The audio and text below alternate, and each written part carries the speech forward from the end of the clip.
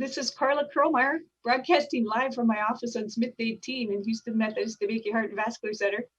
Today, over the next hour, we'll be talking about the multimodality assessment of cardiac masses. I will start off by talking about the echocardiographic assessment of cardiac masses for the first 30 minutes. And the last 30 minutes, Dr. Faisal Nabi will be talking about CT and MRI assessment of cardiac masses.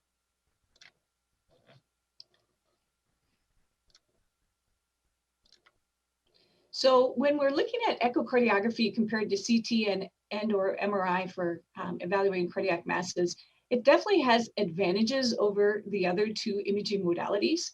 Some of these advantages are, number one, it allows dynamic real-time evaluation so you can see the mass in motion as the heart moves itself. Also, the extent of the mass within the heart can also be determined in real time. You can see the hemodynamic consequences of the mass also by using Doppler.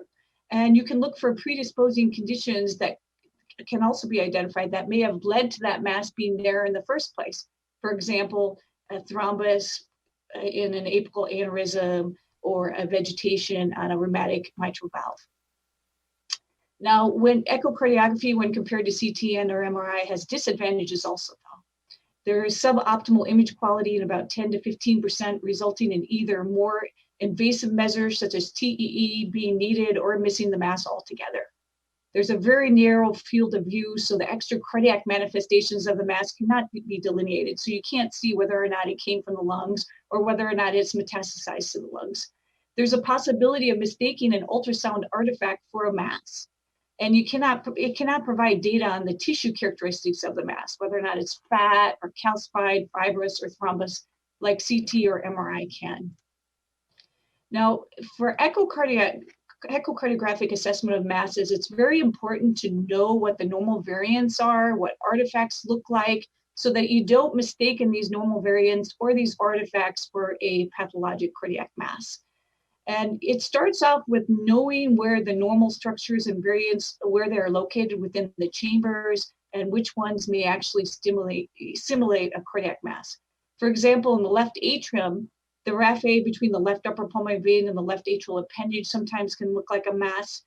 The atrial suture line after cardiac transplant, artifacts secondary to a calcified or prosthetic aortic valve, or artifacts secondary to mitral annular calcification or mitral prosthesis. All of these can look like masses, but they're just artifacts. And the right atrium, if you have a very prominent crista terminalis, this can look like a pathologic mass. If you have a Chiari network or eustachian valves, if you have lipomatous hypertrophy of the intraatrial septum, pacemaker wires and catheters can also look like masses due to artifacts from them, as well as the atrial suture line after cardiac transplant. And the LV, you have abnormal papillary muscles, tendons, and aberrant chordae that can look like masses. And in the RV, the prominent moderator band or papillary muscles, pacemaker wires, and catheters can look like masses when they're just non-pathologic structures. So what you need to ask yourself when trying to decide, is this a normal variant, is this an artifact, or is this an abnormal cardiac mass, is this mass in the same location on multiple different views? If it is, then it's not likely to be an artifact. It could still be a normal variant or an abnormal cardiac mass. You should consider a TEE for very posterior structures because it gives you excellent views of the left atrium and other posterior structures, such as the left atrial appendage, the mitral valve, and also gives you better views of the ascending aorta. You should use echo contrast if the image is suboptimal, and you should integrate the echo with the clinical data to try and determine whether or not this is pathologic or non-pathologic. So this is a 55-year-old woman with atypical chest pain, and you can see basically what she has right here is she's got a mass in the right atrium, which is very mobile. And you can see that it looks like it's attached to the inferior wall. Here's a zoomed in view of it. And again, you can see it there. This is just a normal variant. This is a eustachian valve. And the other thing that you see is she has an intraatrial septal aneurysm because you can see this atrial septum looks like a jump rope as it goes back and forth with changing pressures during the cardiac cycle. So this was a 62-year-old man with sepsis, and again, the same question, does he have a pathologic mass, a normal variant? or an artifact. And again, you can see he's got a very mobile structure up here in the right atrial appendage. And you can see he has a very echogenic mass here in the intra-atrial septum with sparing of the fossa ovalis. And here's another view of it here, the abnormal mobile mass in the right atrium, the mass in the intra-atrial septum with sparing of the fossa ovalis. So this is a classic echocardiographic picture of lipomatous hypertrophy of the intra-atrial septum. It also goes on to the RA free wall. And of course, that's just the central venous catheter in the right atrium. So when you're trying to determine, once you've determined that this is a pathologic cardiac mass, and you're trying to, then you go on to try and determine, well, is this thrombus, is this tumor, or is this vegetation? The location is very helpful because the thrombus will always hang out in the left atrial appendage if the patient has atrial fibrillation. They'll be apex if the patient has regional wall motion abnormalities, or it'll be in the IVC, the RA, or the RV if it's in transit from the peripheral venous circulation, such as the legs.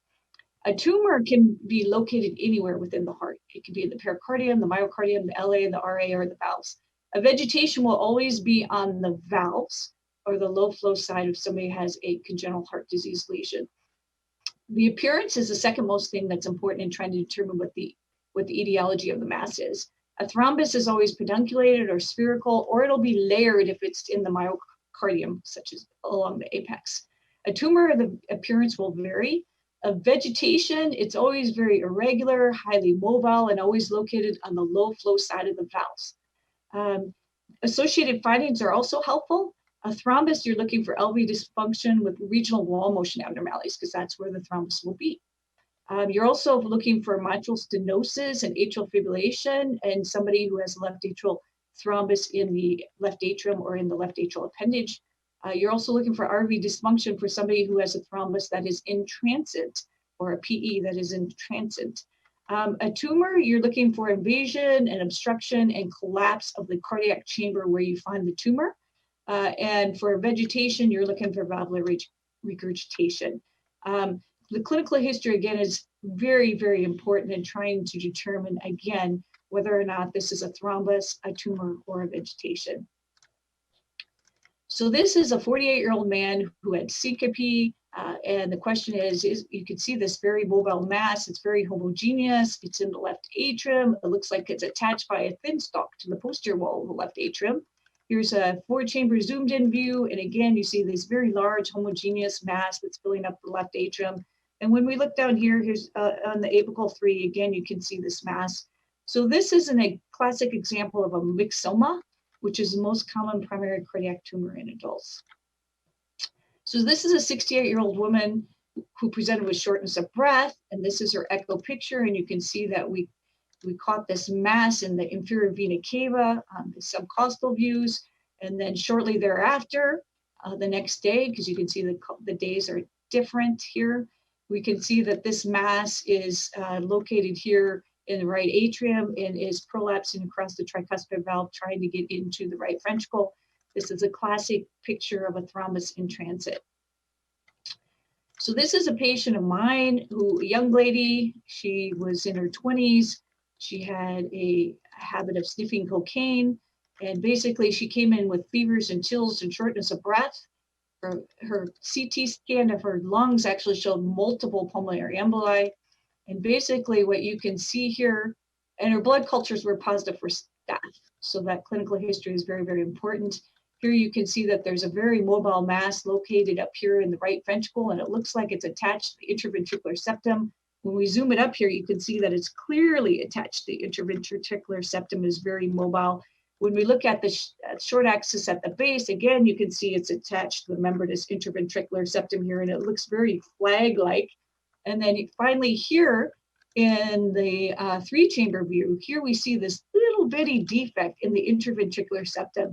So this is a classic example of someone who has a small membranous ventricular septal defect and basically developed endocarditis on the low flow side, which in this case is the right ventricle. So this is a 19-year-old woman who has lupus and altered mental status, and you can see that this mass involves the leaflets from the tips all the way down to the base. And she also, her altered mental status, she was determined to be having lupus cerebritis, or active lupus flare. So basically, this is a very classic example of a lupus valvulitis or Lehmann-Sachs endocarditis. So this is a 73-year-old man with an ischemic cardiomyopathy, and we're going to play these. And the question is there a role for echo contrast in this case? You can see that we can tell that the EF is low, and we can't see the apex very well at all. And basically, it looks like it may be akinetic from the movement of the epicardium. So we're thinking, yeah, there could be a thrombus up here. We tried to do different views of it in 3D, and you can see it wasn't too helpful. We still can't see the apex. So again, in this particular case, contrast would be a great idea. These are the contrast-enhanced images, and you can see that the apex is actually moving just as well as the other walls, and there's absolutely no thrombus up there in the apex. So contrast was key in determining whether a thrombus was present in this case and really affected management in this particular patient. Here's another patient who's 62. He has a history of coronary artery disease. And the question, how about this guy? Is there a role for echo contrast for him? And when we're looking here, again, you can't see the apex very well. But if you're looking at the movement of the epicardium, you'd say, there's probably not a thrombus there, but I really can't tell. I think echo contrast would be helpful just because I can't see the apex very well. And here is his echo contrast images. And you can see that he's got layered thrombus, and he's also got a pedunculated thrombus up here. So echo contrast was very, very helpful in his management because we actually found this thrombus. And of course, after this echocardiogram, he was anticoagulated until this thrombus resolved. So we'll quickly talk about cardiac tumors. Cardiac tumors are usually metastatic. So 95% of all cardiac tumors are metastatic. They usually come from the lung, followed by lymphoma, breast, leukemia, the stomach, melanoma, liver, and colon. Metastatic tumors will involve the pericardium 75% of the time. Primary cardiac tumors are usually benign 75% of the time. And the most common primary cardiac tumor is a myxoma, followed distantly by rhabdomyoma, fibroma, lipoma, papillary elastoma, hemangioma, mesothelioma of the AV node. The most common malignant primary cardiac tumors that frequently involve the pericardium, the most common is angiosarcoma, followed by rhabdomyosarcoma, fibrosarcoma, and osteosarcoma. So this is a middle-aged gentleman who presented with shortness of breath. And basically, you can see that he has tumor involving the whole right ventricle. And the right ventricle is much larger than the left ventricle. You can see it's also involving the tricuspid valve, and there's a portion of it that's prolapsed into the right atrium there. You can see that the base of the right ventricle still seems to be moving normally, but all of this along through here, the mid and apical walls of the right ventricle are no longer moving normally. And that suggests that this tumor has invaded into the right ventricular myocardium because you've lost normal wall motion there. When we look at it on the short axis, again, we see that this tumor is filling the right ventricle, and the right ventricle is much larger than the left ventricle. And you can see that there's a very small circumferential pericardial effusion. When we look at it with perfusion, so this is the contrast perfusion image, you can see that the tumor does appear to be perfusing, or the mass appears to be perfusing here. And if we look at it on the subcostal view over here, basically, again, you see the pericardial effusion. You can see the mass filling up the whole right ventricle. Again, you see the regional wall motion abnormalities that we talked about earlier in the forward chamber. So this is a classic example of a patient with a malignant cardiac tumor. And this was the most common type of malignant cardiac tumor. This was an angiosarcoma, and they always present with a pericardial effusion. So that was a clue here to the diagnosis. So this is a 36-year-old woman who had shortness of breath, and she got referred for a TEE because of her shortness of breath. And you can see here that she's got this huge mass in the left atrium. And when we turn right here to show you the pulmonary vein, this would be the right upper pulmonary vein, it's turning, you're going to see that it's involving the whole right upper pulmonary vein. And the only reason that that's important is that's suggesting that this probably was spread hematogenously from the lungs. And then if we go to this next view, again, this is just showing you, again, this mass in the left atrium, and it's showing you that it's filling up that whole right upper pulmonary vein. And when we go down here, Again, this is just showing you how extensively this mass is filling in that whole posterior left atrium. So this was the diagnosis made on path of this one was a sarcoma, pulmonary sarcoma, a local, so it metastasized to the heart from the lungs. So atrial myxomas, they usually make up 27% of all primary cardiac tumors. 75% of the time they're in the left atrium, 15% of the time in the right atrium, 5% of the time in the LV, and 5% of the time in the RV. They can be multiple and familial syndromes such as NAME and LAM. So this is just showing you a couple of atypical presentations. So here you can say this is a myxoma proven by path, and it has a stalk, and it's in the right atrium, and it's attached to the right atrial free wall. So that's usually occurs only 15% of the time, according to these statistics. If you look here, this is another myxoma that looks very different from the previous myxomas that we saw in the right atrium, left atrium, because it's kind of flag shaped. And you can see that it's attached to the basal lateral wall here. And again, this was proven by path, very uncommon presentation. This occurs only 5% of the time. And this is just a view of, this is a surgical picture of this this myxoma that was in the left ventricle, because you can see there, this is the mitral valve, and they're looking through the mitral valve, and you can see that this is this huge tumor, very classic appearance for a surgical appearance for a myxoma. So this is a young woman who had Behçet syndrome, and basically she was just coming because she had the echo because she was short of breath.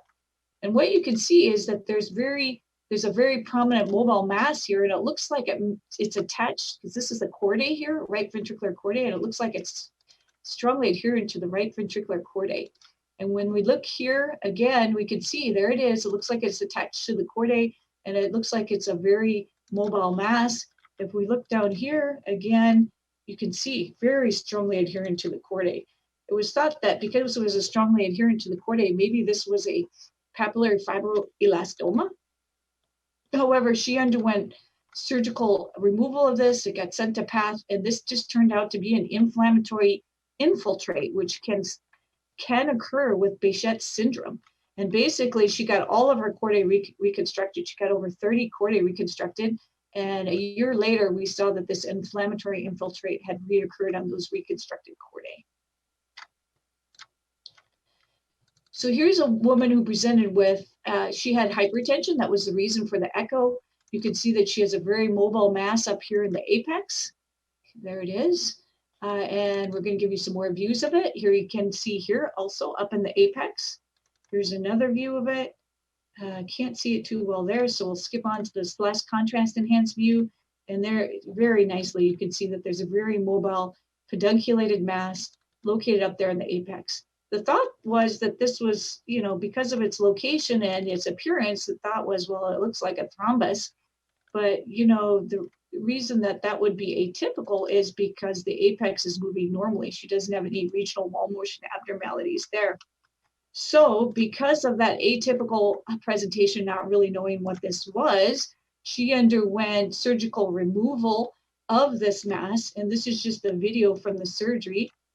Let's see if we can get this to play, where you can see that basically they're opening up the myocardium here, and they're cutting away to get inside. You'll see shortly.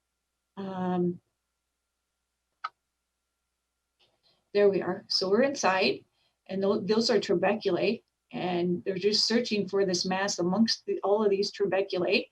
That's the apex in the far field right up here. And here oh, there it is. They've identified that here is this mass. Ooh, right here. Yeah, right there it is. It looks very similar in appearance to that myxoma that we just looked at. It's very mucoid, yellow-looking mass. And you can see in the next few minutes, they're just trying to free up this mass so that they can send it to pathology. You can see they have to cut through multiple trabeculae here to actually free up this mass. A few more cuts here. And here you go. They're going to pop this out, and you can see it is a very pedunculated circumscribed mass, very mucoid looking, very similar to the myxoma, but strongly adherent. It looks like they could just pull it out, but they couldn't. You can see they're working very, very hard to get this mass off of the trabeculate. And there it is. So that got sent to pathology, and that actually turned out to be a papillary fibroblastoma. So that's a very unusual location for papillary fibroblastomas. Usually these are located on chordae, not trabeculae, and usually they are located on the high flow surface of valves. So this was a very, very unusual presentation. So what is the role for echocardiography after stroke? Frequently, that's what we're doing TEEs for. We're looking for intracardiac masses that may have partially embolized. We're looking for any other abnormality that may predispose the patient to the development of an intracardiac thrombi, such as mitral stenosis, or we're looking for spontaneous echo contrast consistent with flow stasis in the left atrial appendage. We're looking for cardiac abnormality that may serve as a potential source for a systemic embolism, such as a PFO, an AST, or an aortic atheroma. A definite cardiac source is only identified in 10 to 15% of patients.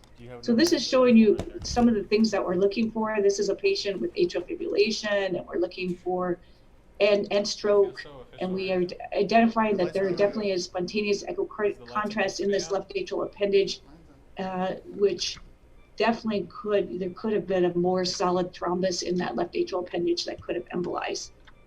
Here's another area that we're looking at here. We're looking at the ascending aorta, and we can see that there's a very complex atheroma with ulceration up here in the ascending aorta. And again, pieces of that could have embolized to cause that patient's TIA or stroke.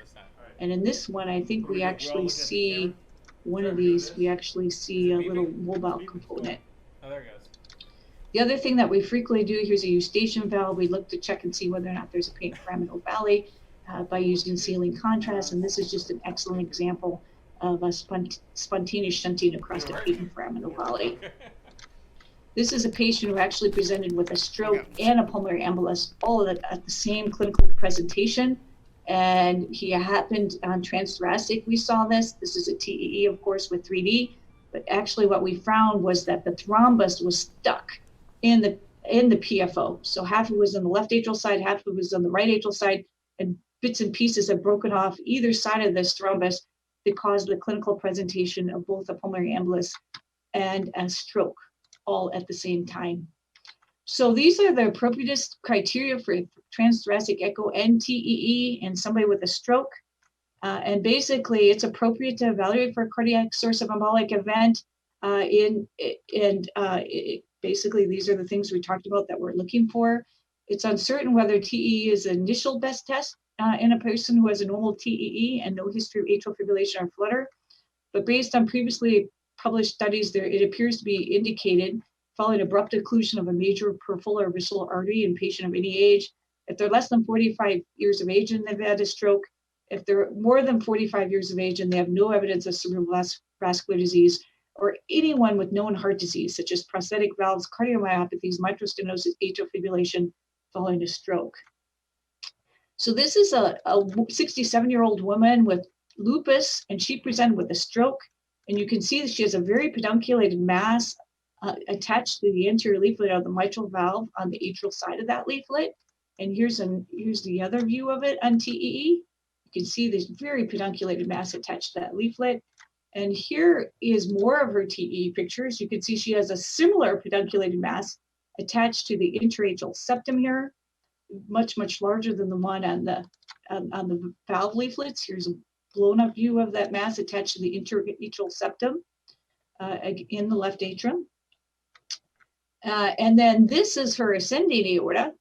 And again, you can see that she's got tons of atherosclerotic disease in her ascending aorta here. And here's a little mobile, she's got some mobile components in the ascending aorta here. And here's it in a short axis view. And again, you can see these mobile components in her ascending aorta. So basically, she went to the OR to have all these masses in her heart removed. And these all turned out to be thrombi. And unfortunately, post-op, she had another stroke. And after the second stroke, she never, unfortunately, recovered from it and eventually passed away. And so basically in this case just illustrates the importance of knowing the clinical history and having a high clinical suspicion of not sending somebody to surgery who has a history of antiphospholipid and antibody syndrome and trying anticoagulation first. So this is a lady who has atrial fibrillation, and you can see she has a cardiomyopathy, and she presented with facial droop or left arm weakness, and you can see this large mass in transit, and it's just kind of moving with the flow of the blood within the left atrium. And this is classic for a thrombus in transit from the left atrium. So she's about ready to have another massive stroke. So in this case, she went to the OR to have this mass removed, and it was a success. They removed this mass. She recovered from her initial stroke without any, fully recovered, and actually did very well following removal of that mass with anticoagulation. So at this point, I'm going to switch the screen and over to Dr. Nabi so he can talk to you about the advantages of MRI and CT in evaluating masses. Thank you for your attention.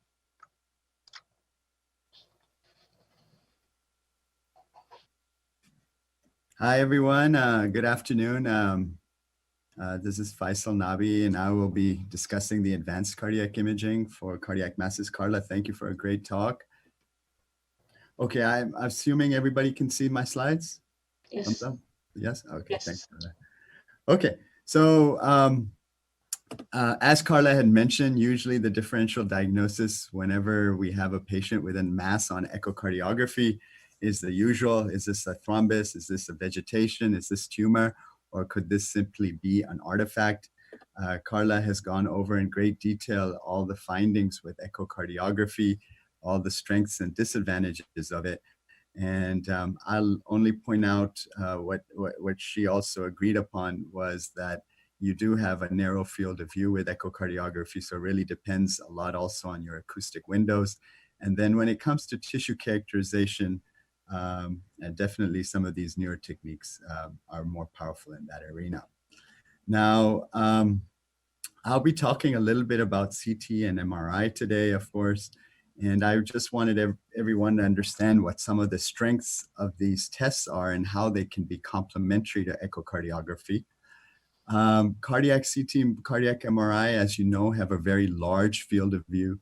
So you're definitely able to see everything inside the chest. So if there is a tumor or a mass, you can definitely evaluate how large it is, you know, the extent of it, where it's coming from, where it's going, and really be able to evaluate extra cardiac structures as well.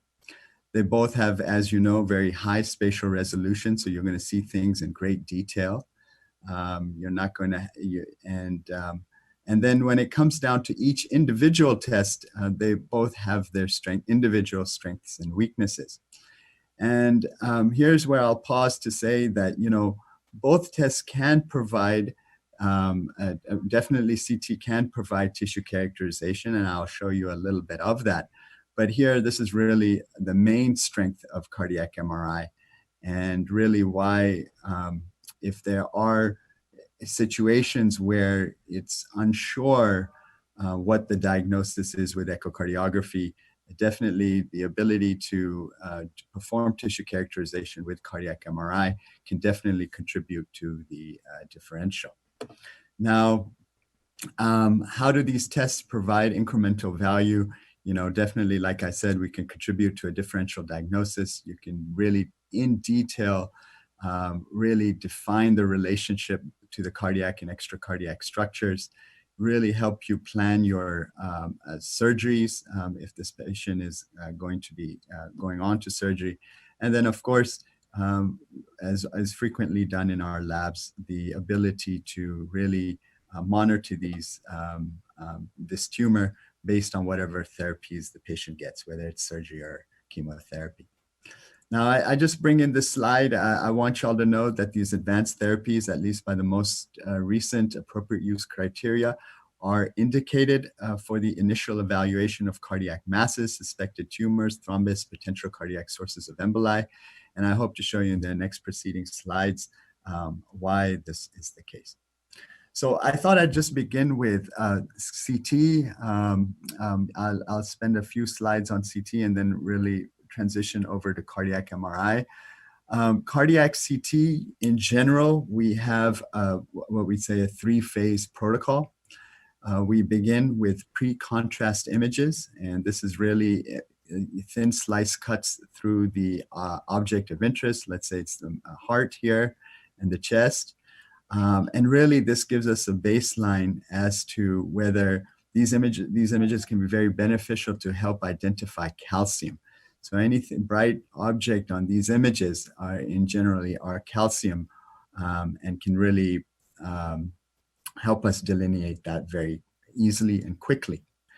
Once those set of images are complete, we then proceed with contrast imaging, where, as you know, we capture the heart with during first pass perfusion.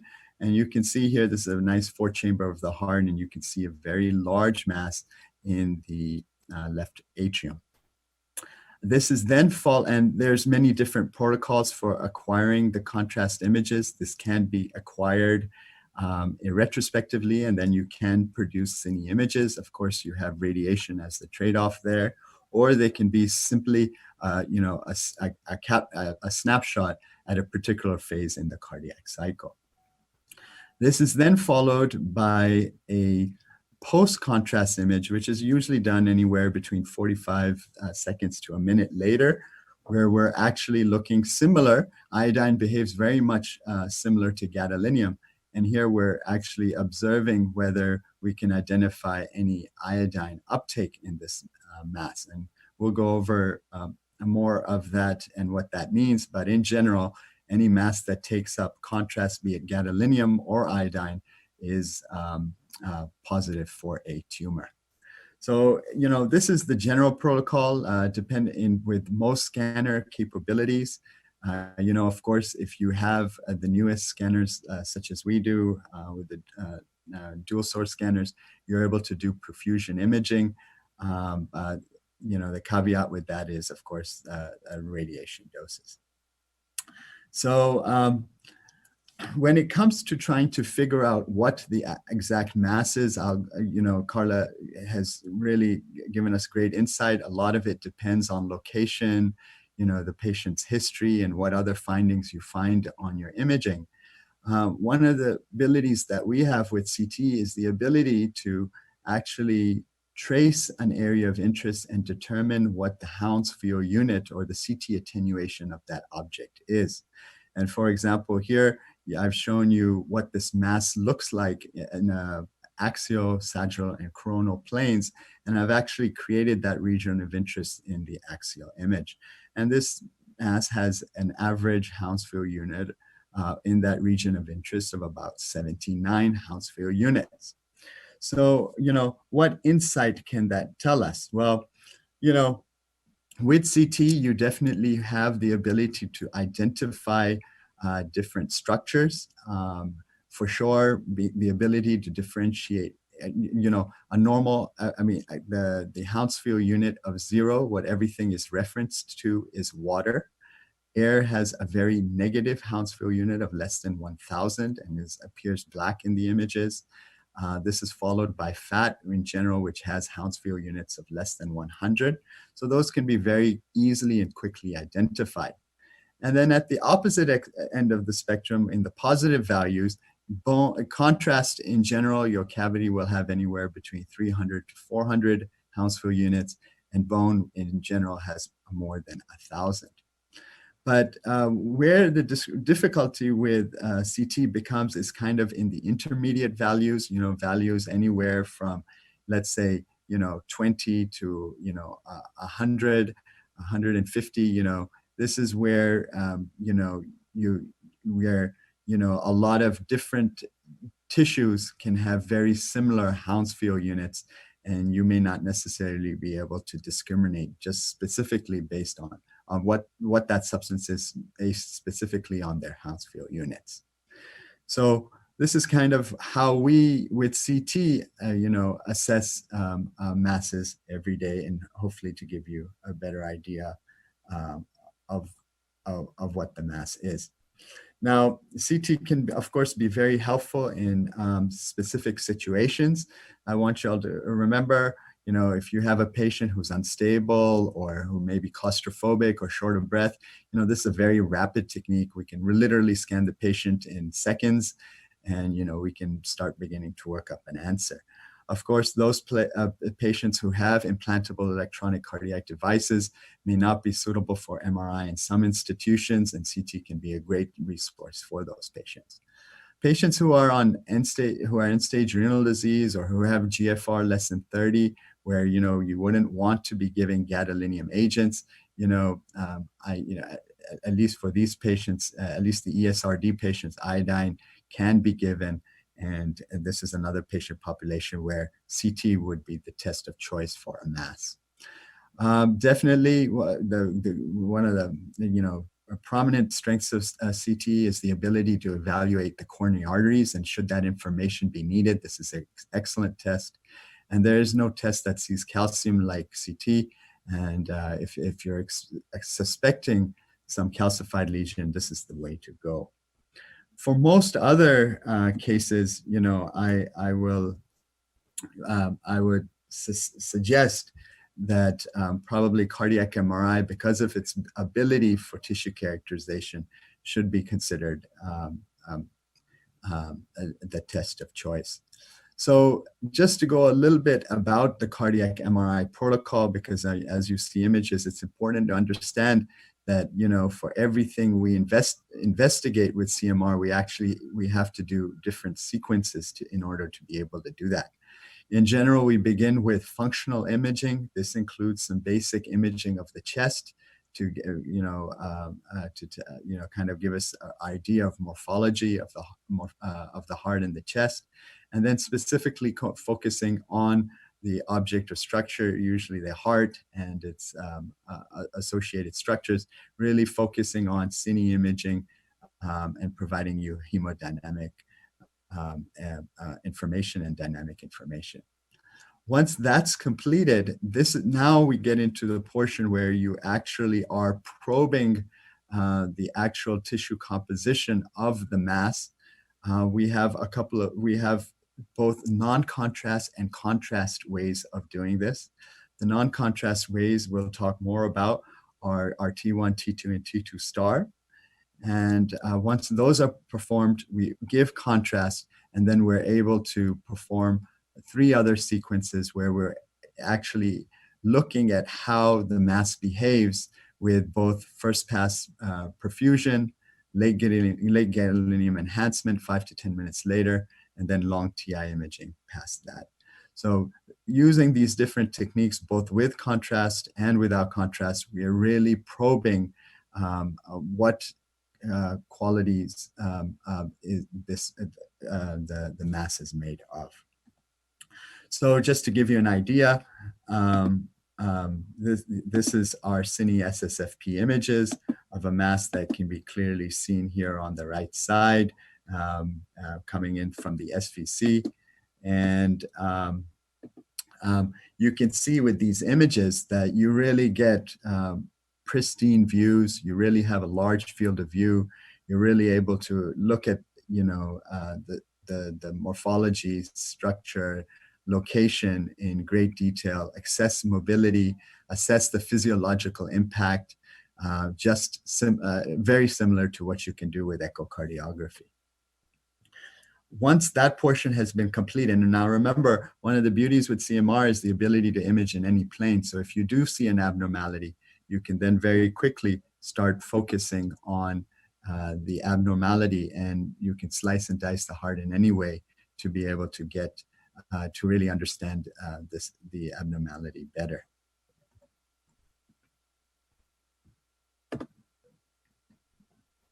Okay, so now, so just to go a little bit into detail about our tissue discrimination here, like I said, we have some pre-contrast images. We have our T1 weighted images. As you know, every substance in the body behaves differently in T1 and T2 environments. We can use that advantage to try to figure out what a substance is. For example, in a T1 weighted image, T1 has a very fast T1 recovery. So fat has a very fast T1 recovery. So in images that are T1 weighted, you will always see fat being the brightest object. And this is just an example of a lipomatous hypertrophy that Karla had shown. Similarly, with T2 weighted images, T2 is what we use for edema imaging. And in the T2 environment, water has a very long T2 decay. And what that means is because it has a long T2 decay, water in a T2 weighted environment appears bright. And this is just an example here of an image where you can see a structure adjacent to the right atrium with a very bright signal, which would be consistent with a pericardial cyst. I won't get too much into T2 star, but this is another option we have to be able to identify composition. And here, this is the ability to identify iron. Iron in the magnetic field causes magnetic field inhomogeneity and causes the T2 star values to fall. We can use that as a way for us to identify iron in a sequence. So this can be very helpful when we're looking for patients who have hemosiderosis in their myocardium, or in patients who have had a hemorrhage within a myocardial infarction. Once we've completed the non-contrast tissue characterization, we can actually then give contrast and be able to better identify to learn more about the characteristics of our mass. So the first things we can do is our dynamic first pass rest perfusion. Here, what I hope you'll see is a very large mass in the anterior mediastinum superior to the heart. And what you'll see is as contrast is coming in through the right side and transitioning over to the left side of the heart, that the mass immediately fills in with an intensity equivalent to what you're seeing on the right side of the heart. So this would be a mass that is very, very vascular. And of course, knowing which masses are very vascular helps you come up with a differential diagnosis. We can also look at evidence of either late gadolinium uptake of the mass. Here you can see this is a two-chamber view with a mass on the anterior wall. And I hope the arrows show you that pointing to late gadolinium uptake. What does this mean? It means a couple of things. Number one, it means that contrast was able to get into this for the reasons of the extracellular space being expanded. And that could be due to fibrosis, necrosis, or inflammation. So again, we'll go more into that, but it's a way to identify, substances that take off contrast are in general tumors. And then finally, we have what we call our long TI imaging. This is a sequence that helps us to identify thrombus. And basic idea here is in contrast to our LGE images where we set the null point for the myocardium, here we're setting the null point at a much higher value, to a value where the only thing that will stay black on your screen will be something that is completely devoid of contrast. And we know the definition of a thrombus is that in general, it tends to be completely devoid of contrast. So those are kind of how we approach our imaging protocols, both with CT and CMR. So I thought I'd kind of just take you, and Karla did a real nice job of this as well, and some of my cases border along with hers. But I thought I'd kind of take you with how I evaluate a cardiac mass as I'm going through a case. So I think the first thing is to, at least with CT and MRI, because we don't have necessarily the artifacts that are created with echocardiography, first thing is to figure out, is this a true mass or a pseudo mass? So Karla showed you this image over here. My image is very, very similar. This patient was thought to have a mass, and here you can very clearly see, as Karla had shown previously, that this is a very prominent cristoterminalis seen in these images. So this would be a pseudo mass. Similarly, If you look, this video is not playing, but this was a large structure that would come in and out of view as the heart would beat in the left atrium. And there was a concern that this was a mass. And, a patient was referred for CMR. You can see there's absolutely nothing in the left atrium, but what you were actually seeing was a very large hiatal hernia that as the heart would beat, this hiatal hernia would come into view and unfortunately led to, the suspicions of a cardiac mass. So as Karla had mentioned, it's very important each of the structures have each of the cardiac chambers have normal structures associated with them. It's very important to know what these are, which she has delineated, and it's important to know what the imaging characteristics of them are so you don't overcall pseudo tumors. Once you've decided that a mass is real, the next question to ask is could this be a pseudo tumor? And what do I mean by a pseudo tumor? Could this be fat? Could this be calcium that I'm seeing? Could this be thrombus? Or could this be fluid rather than a true tumor? And here, this is where, CMR with its tissue characteristics and CT can be very helpful. Here's a case, we've seen this, you've got the dumbbell appearance of the intraatrial septum. Just looking at this, we know that this is fat. This is, intraatrial septal lipomatous hypertrophy. However, the beauty with CMR is you can have utmost confidence based on tissue characterization. So here you can see that on our T1 weighted images, you have a very bright signal, whereas on our T2 images with fat saturation, you have a dark signal, the combination of which there's only one thing, a substance that can do this. This is fat.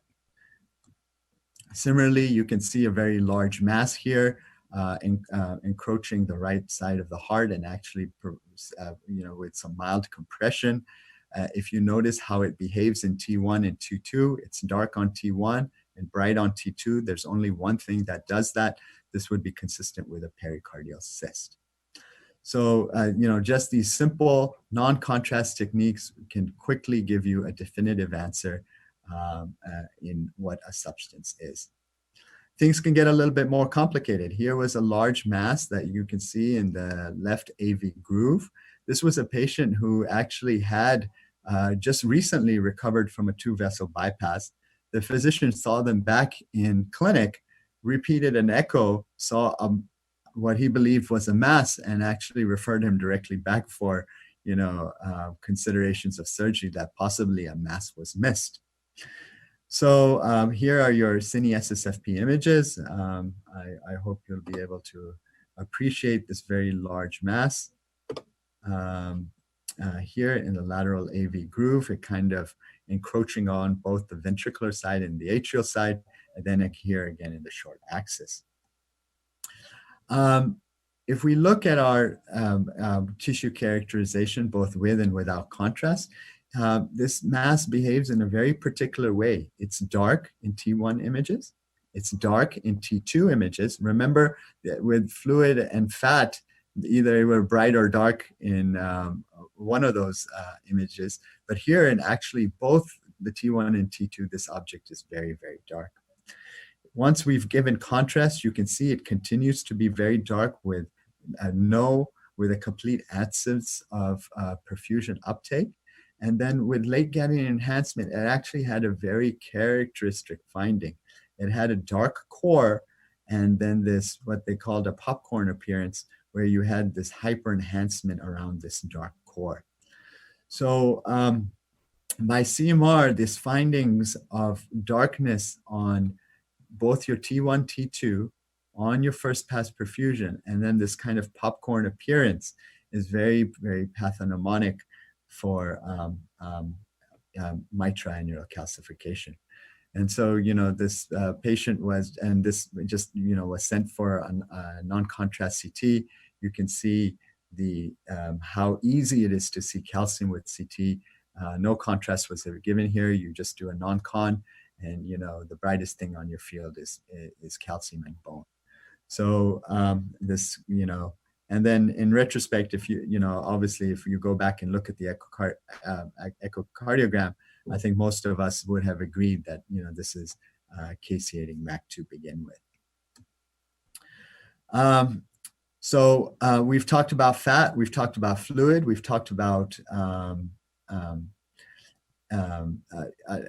calcium as being non-tumors. But how about this? This was a patient with mitral who had an MVR and chronic atrial fibrillation on anticoagulation, gets admitted for diastolic heart failure, and a mass is seen in the right atrium on echocardiography.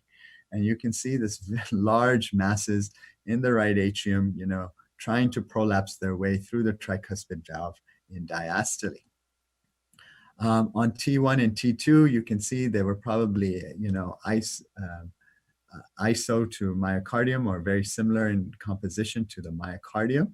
And then on rest perfusion,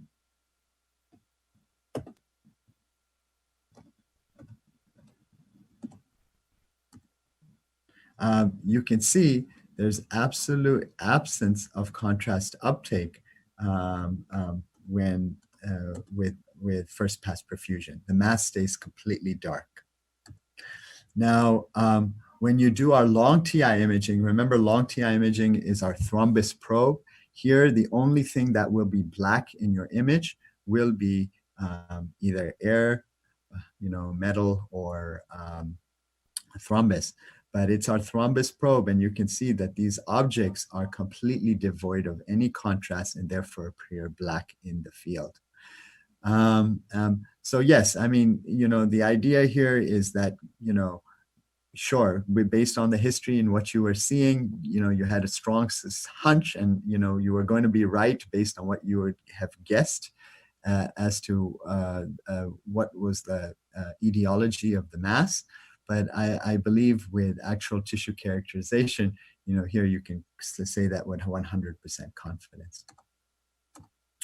So here are just some more examples of thrombus. Here was a CMR. You can see a mass here on the mid-anterior septum, here and here in the long chamber view. With long TI imaging, you can see how it appears black and therefore is completely devoid of contrast and would suggest a thrombus. This patient actually did not go to surgery. He just simply had anticoagulation. The study was repeated a few months later. You can see the mass is completely resolved. Then again, giving you further evidence that, your tissue characterization was correct of this mass. See, Faisal, does he have thrombus also in his aorta there? Because it looks like it's gone. Is that thrombus? Oh yeah. Oh yes, Karla, very nice pickup. You're absolutely right. Because it looks like it's gone down there. Wow. Yeah, very nice. Thank you. I will point that out next time as well. Yeah. So this was a nice study. This looked at 160 patients who had all echo techniques, transthoracic TE, CMR, and the gold standard was, surgical pathology. And you can see here that compared to TEE, transthoracic echo without contrast, the best sensitivity specificity were with MRI and this long TI imaging. This was another study in heart failure patients with used actually MRI as the gold standard. And what you can nicely see is that, as Karla had also mentioned, that if you simply rely on non-contrast echo in this study, the sensitivity was much lower. However, this does significantly improve if you use contrast echo. So the point is, if you are concerned about a mass, or if there is any suspicion for our sonographers online, please, have a low threshold for giving contrast in order to help us figure it out. And then here in this series, Cine CMR, likely because of its ability, very good ability to see things, was more sensitive than contrast echo. This is just an example in that same study as what did echo miss. Echo missed cases where you had mural thrombus. So these would be thrombi that kind of looked like the wall, and those were very, very easy not to see, or if they were very small in size. And then, of course, CMR gives you other conditions that can help you to figure out whether, you have the substrate for forming a thrombus, and that includes, do you have wall motion abnormalities? Do you have, what's the transmurality of the scar? And what's your ejection fraction? This is just one study that showed you that this long TI imaging of all the different CMR techniques that we have really is the best technique to perform thrombus imaging for, and this is why we use it routinely. So just going back to my cardiac mass evaluation, if you have a mass, you've made sure it's not a pseudo mass. If you're left with a true mass, and then you've made sure it's not a tumor, if you'll notice in all of these cases of masses that were not tumors, there was no evidence of contrast uptake. Whereas in the next slides, I will show you cases of tumors, and the predominant feature and the most important finding that I'd like you all to remember and be aware of is in that all of these cases, there is evidence of contrast uptake. And so with CMR and CT, where you can see evidence of contrast uptake, it's very easy to then identify that this is a tumor. And then we rely, differentiating benign and malignant can be a little bit difficult, and we'll use some of the steps that the echo people also use and help us to figure it out. So I'll show you some of that. So here's just an example between, things that are do not take off contrast, such as a thrombus here on the right side of the screen. In all the images post-contrast, such as first-pass perfusion and LGE, there's no evidence of contrast uptake. Whereas with tumors, in sequences where you look for contrast uptake, such as first-pass perfusion and LGE, you will always see evidence of contrast uptake. So you will identify that as a tumor. This was just a study highlighting, again, in a large group of patients, that tumors in general were always had a bright signal on studies post-contrast, on sequences post-contrast. This included your first-pass perfusion, your LGE, and on T2-weighted images, because these tumors frequently are edematous or have water in them, they'll also frequently appear bright on T2 images. So this is just a slide showing you that, once you've identified a tumor, we're going to have to rely on some clinical decision-making to help us figure out whether it's benign or malignant. As you already know, most of the tumors you'll see in the heart, vast majority, are metastatic in origin, either from direct spread, hematogenous, or lymphatic. Whereas, the minority are primary tumors. It's even less likely to have a malignant primary tumor. And unfortunately, if you do have a tumor and it's a primary tumor, more chances than that it will be benign in origin. Here is just an example of a benign tumor and a a malignant tumor from a case series we've published. Dr. Kasi was the first author. This is a case of a myxoma, just showing you the tissue characterizations where it's bright on T2, and you see evidence of contrast in both first-pass perfusion and delayed hyperenhancement. Contrast this to the sarcoma. Yes, they are more prevalent on the right side. They tend to be much, much larger, and you can see intense T2 uptake, intense first-pass perfusion as opposed to the myxoma, and then intense contrast uptake. And these were both cases that were verified with histology. We rely, like Karla went over this, so I won't, that, it's very helpful to know, the different chambers and what sorts of masses are in each chamber. So this is a critical knowledge to help you provide a good differential diagnosis.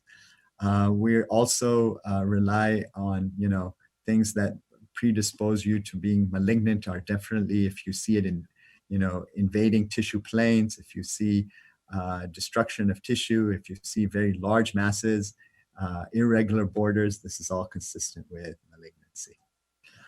Malignancy also has been noted to have a lot of contrast uptake, as in this example. And this was also shown in the same paper that I mentioned earlier, that when they tried to look at what were the differences benign and malignant, malignant tumors as opposed to benign tumors definitely had far more LGE uptake, indicating there's probably a lot more necrosis, fibrosis, inflammation there, and a lot more first pass perfusion. So there was a lot more blood supply to these structures. And this is just emphasizing that. Dr. Kasi, Dr. Shah also performed a similar study here on a large cohort of patients here that come through our lab. And what they found also was that malignant tissue in general tends to be infiltrative, tends to have a significant first pass perfusion, and in general tends to be larger in size, more than greater than 3.25 centimeters. And this is just a nice graph from the paper showing you when different, both of these are both benign and malignant tumors will take up contrast. However, malignant tumors in general in this paper will be much larger, will be invasive, and have much significant more contrast uptake with first pass perfusion and LGE compared to a benign tumor. So I think it's very important, that you look at clinical history, signs and symptoms, biomarkers, tumor markers, and results of all cardiovascular imaging when you're trying to figure out what a mass is. Remember, you may require more than one test. This is just a summary slide. If you've done an echo and you're not satisfied with an answer, consider CMR. However, CT is excellent in patients with end-stage renal disease, those who may have had metal in their chest, who you need a rapid test on, may need coronary information on, or if you think this is a calcified lesion or mass, and therefore CT is much better. If you do have a mass that's very small and highly mobile, probably the best test is TEE, because these other sequences do not have the temporal resolution TEE does. So these are my take-home points. I think we can identify with high specificity cardiac masses which do not require excision. That includes pseudomasses, thrombus, lipomas, water-based cysts. We can definitely help you differentiate a differential diagnosis. And in the end, you may require tissue diagnosis in the final determination prior to a treatment plan. So I guess Karla and I will take some questions if there are any. Okay, you want me to read them, Faisal? Sure. It says, number 1, what are the different signs of malignancy if we have a right ventricular mass? Okay, sure. So a lot of the things that we had mentioned, if it's malignant, on the right side, you always have to be concerned of the angiosarcomas, the sarcomas. These tend to be large. They tend to be destroyed tissue planes.